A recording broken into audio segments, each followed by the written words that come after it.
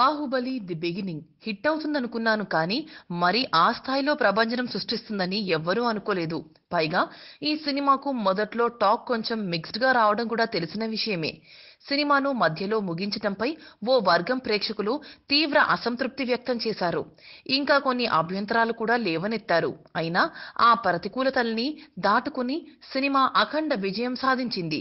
అయితే సినిమాలో ఎన్నెన్నో సందేహాలుండగా అంత పెద్ద హిట్ ఎలా అయ్యిందో అంటూ ఆశ్చర్యపోయారట star director V V Vinayak.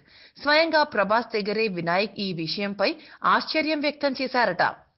Baahubali the beginning విడుదలైన కొన్ని రోజులకు తాను వినాయక్ ను కలిశానని, ఆయన ఈ సినిమా సాధిస్తున్న వసూళ్లను చూసి ఆశ్చర్యపోయాడని ప్రభాస్ తెలిపాడు.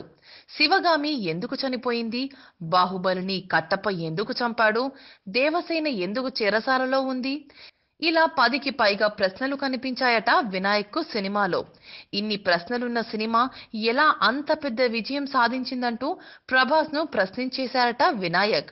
ఆయన చెప్పే వరకు తనకు కూడా సినిమాలో ఇన్ని సందేహాలున్న సంగతి అర్థం కాలేదని, అయినప్పటికీ సినిమాను ఇంత పెద్ద సక్సెస్ చేశారంటూ ప్రేక్షకులు తమ మీద ఎంత ప్రేమ చూపించారో అర్థమైందని ప్రభాస్ అన్నారు.